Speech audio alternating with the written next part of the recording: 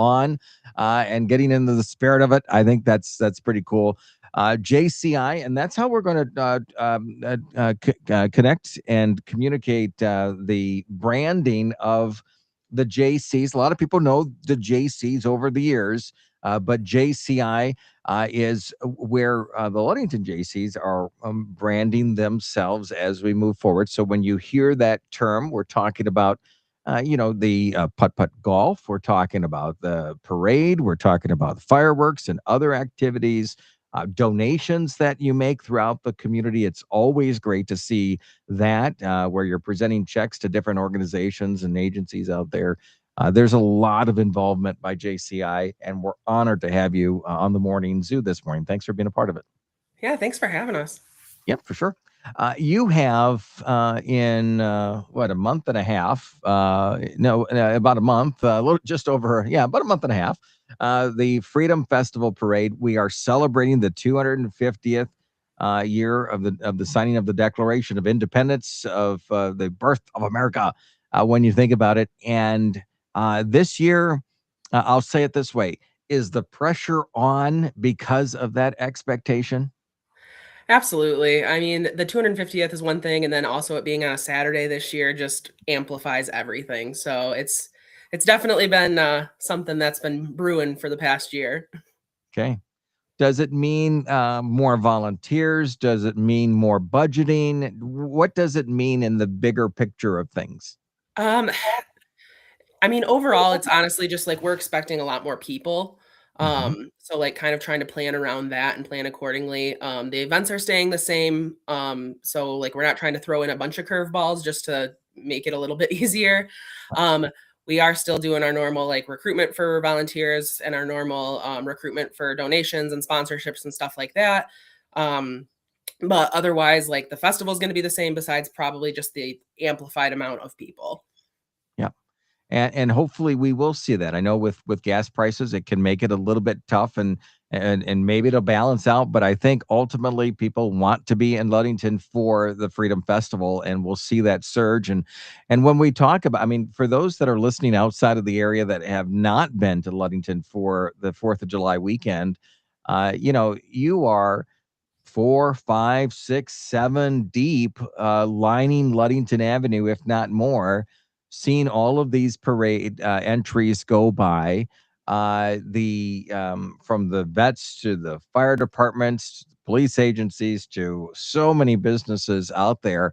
And you and I and Sydney were talking probably about a month or more ago at this point about that there were businesses and organizations reaching out already at that point, earlier than normal, to be a part of the parade.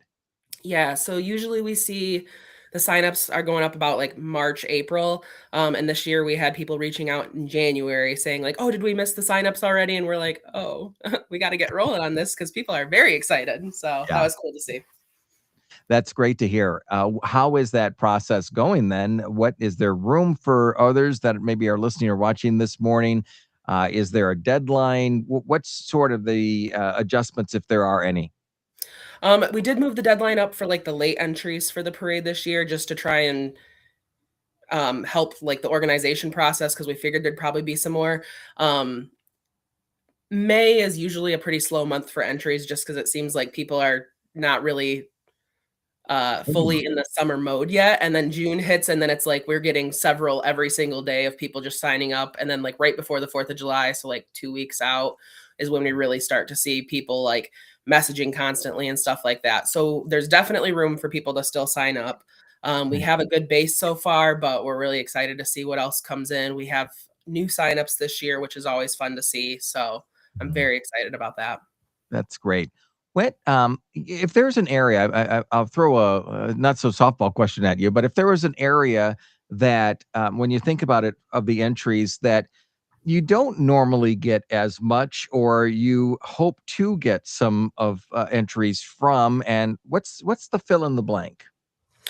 Honestly, the biggest thing that we see like requests for is it's not so much groups, but on like people wanting to see like the floats, like the traditional like fun floats, something different than just, people walking or people. on trailers, which is always cool to see. And I love when people get involved, but people just want to see that extra excitement, the extra decorations, like a little bit more like effort to it, which I know is hard for a lot of people because you have to drive downtown to, present it. So, but that's the big thing. And that's also a big part of the whole campaign with Thomas F. Construction is sponsoring the float contest. Yes, let's And talk so about that. they're doing $750 cash prize for the top three for the float. So that'll be really cool. And then we're really hoping that helps boost some interest in the decoration piece and really getting some cool floats in there. Take us through, how did that come about? Take us through that conversation, if you don't mind. Yeah, absolutely. So one of our members connected with Robin, who's Thomas's wife, and she's like, "We love the Fourth of July. We really like the parade. It's a huge piece of our family, but we would love to see more excitement with it or more floats, and we really want to help promote that." And we're like, "Yeah, that sounds like a great opportunity for us to connect." And they've been so generous and so great to work with on just. They want to see something happen and then they want to see some cool floats. And they're like, how do we help support you guys to make that happen? So, That's cool. Very yeah. cool. All right. So, what is, and I know we'll chat more probably as we get closer, but is there just kind of an overall summary of criteria that you can throw out there this morning, or you kind of put your thoughts so that people can put their thinking caps on to compete a little bit? Yeah, so there was a couple different ideas between like the top three categories of looking for like creative like entries, the like people's choice and really getting like votes from people and trying to figure out a way to like do that during the parade itself. So like whether it be a QR code that people can scan and actually put their vote in. Okay. So there's some details that we're trying to like kind of fine tune on stuff, but we're looking at doing a people's choice for sure, and then also doing um, some kind of like patriotic and creative entry too. Okay. All right. Looking forward to that, and we'll connect with you here in the future to pass on that information to everybody out there. You have the parade that kicks off at what time? It's a Saturday, obviously for the Fourth of July. It's usually always on the Fourth of July, and even the communities around kind of align with, there's conversations or alignment there. Take us through times and all that stuff. Yep. So the parade always starts at 2 o'clock. I think there was like 1 year when it didn't, and people were not thrilled, which is understandable. It's very traditional. Yeah. But yeah, so the parade starts on the 4th of July at 2 o'clock, just like every year before. Before that, there'll be the 1 mile dash, which will be at 1:35 is the start time for that. So it kicks off, and then the parade follows right behind it. So usually the parade is about an hour and a half. So we're excited to kind of see how that all ties together per usual. But I'm very excited just to see the interest in the people that come for it this year. Yeah. Is there normally a cap to the parade entries, I guess, where that's going to be kind of lifted a bit this year because you're going to expect more entries, I would assume. Yep. So we did some things a little bit different this year. So in the past, we've just kind of like estimated the amount of people that can be on each street when we do the lineups, Right. because that's really our biggest restriction. This year, we actually measured all of the roads to figure out like what footage we can put per side street.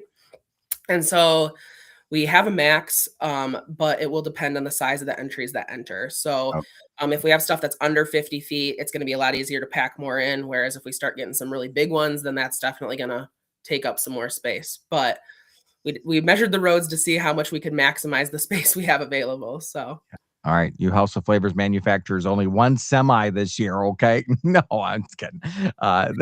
It's always cool to see the semis and all the fire trucks and everything else that kids comes love when along. the horns go off. Yeah. Yep, for sure. If you're just joining us, we're talking with Amanda from JCI, the Ludington area JCs is formerly known as. We're talking about the Freedom Festival that's coming up the 4th of July weekend. It's such an exciting event. It's something that not only locals look forward to, but you get so many people from around the region, Michigan and beyond, that come into the Ludington area for this and then like to be able to connect to it virtually too throughout the world.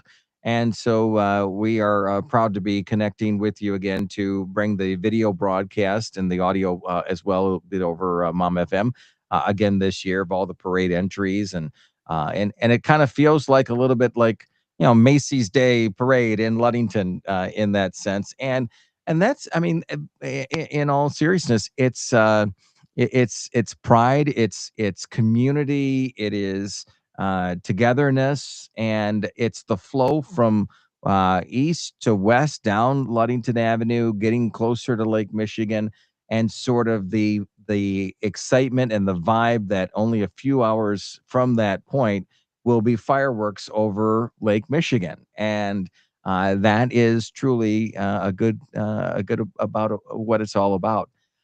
Fireworks, is it going to be a little bit different this year? What's that? I mean, and don't give it all away either, though, okay? Because I think it's going to be exciting for a surprise too. Absolutely. I w we talked to the company that did it last year, so Pyrotechnico we went with last year, and they're doing this year as well. So the cool thing about them is they switch designers every year, so they start from scratch and do a whole new show. Okay. So we pointed out stuff that we got a lot of, like, excitement from last year that people really pointed out they liked. They sent that over to the designer. I'm not even sure what the show looks like, so I'm Okay. super excited to see what they come up with based on, like, the feedback we got. And so it's really cool to hear that feedback and be able to put it towards the designers, and then they just take it and run with it and do all their cool little tricks that they like to put together. All right. Looking forward to that. And that's at dusk, usually about 9:30, 10 o'clock, if I remember right, around that About time. 10:30. Okay. All right. Great. And usually it's a good how long of a show is it normally? It's 20 minutes? It varies between 20 to like 23 minutes is like the optimal time we've found. So Yep. All right. Looking forward to that. You have the pet parade the day before. That is a pretty big deal because not only do you, when you think about pet parade, normally it's a go-to of like a dog or you bring your cat and stuff like that. It is not just that when it comes to the pet parade. absolutely. Yeah, we've had some chickens in the past. We've seen fish. Gosh, what they had someone had something that was totally off the wall the other like 2 years ago, and I was just like, huh, all right, I love it. You never think about it, but people come up with some really cool stuff. Yeah, and that'll go around the marina basically right there and end at Waterfront Park. Is that the planned route once again this year? Yep, That's cool. starting at 7 o'clock on the 3rd, so Friday the 3rd. We'll do 7 o'clock, so that way we end the parade, and then the Badgers coming in, so it's kind of just a good Yeah. moment for everyone. Now, is that a sign up process or just a show up process? Just a show up process. So we ask that people get there by 6:30 just so we can make sure we have the lineup ready to go. So at 7, it's walking down the street. Mhm. Um, but yeah, so it's just show up with what you got. We have a great group of organizers and volunteers that help kind of get that lineup going, and then the police help escort us down the road. Yeah, this is great. Yeah. Let's talk now. And I know I'm kind of all over the place, but I want to rewind just a tiny bit back to the parade side of things because there are some adjustments there, or at least one in particular that comes to mind. You probably have the others, but I remember we would. From the radio station standpoint, we have kind of like a VIP area that we've had in the past. So we're setting that up the day before, chairs and tents and marking territory off. And people are doing that up and down Ludington Avenue. And it is very much a hey, let's go down because the next day it gets hectic and people basically don't have an opportunity to claim much because everything is there already. That is not going to happen this year. What's your thoughts on that you can tell our listeners this morning? Yeah, so last year the city put together some more strict rules on like the setup process and stuff like that. Cause I mean, people were putting things up several days before and they were putting blankets down and killing the grass and all of these things. And so I believe it's 8 a.m. on the 4th when you're allowed to actually like set things up. I Mhm. know the courthouse has specific rules for their lawn. But yeah, they don't want people putting stuff out the day before. They want to keep it just that morning. So that way we're not killing the grass and we're not causing obstructions or things flying in the road or whatever. Yeah. What has the city told you? You don't have to tell us all the details, but what has the city told you in regards to?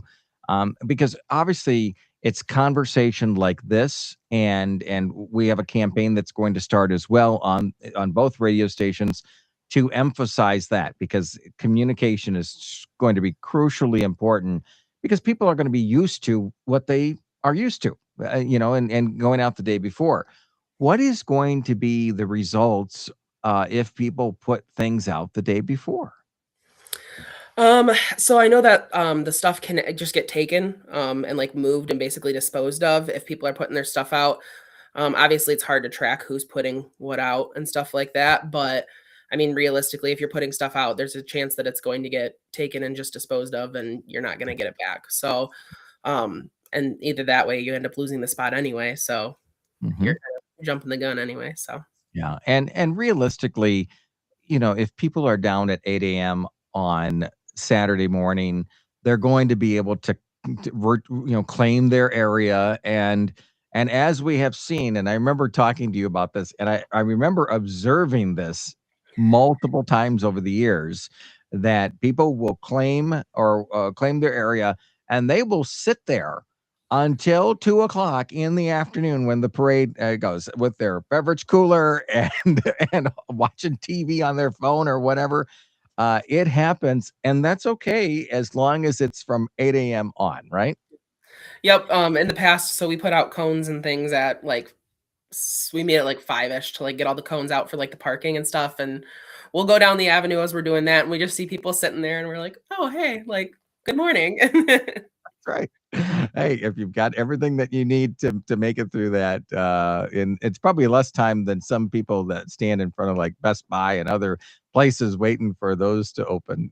But Absolutely. Well, and I you think it know, speaks to the tradition of it too. I yeah, mean, people are yeah. like, "This is where we sit every single year, so we're gonna have the spot." And I'm like, "More power to you. I love that." That's right. So Yep. And I think, yeah, you're right. That says a lot about the event itself, and looking forward to it. Anything else in regards to safety measures? I think we'd mentioned something about candy or handing things out. Talk about that if you don't mind. yeah.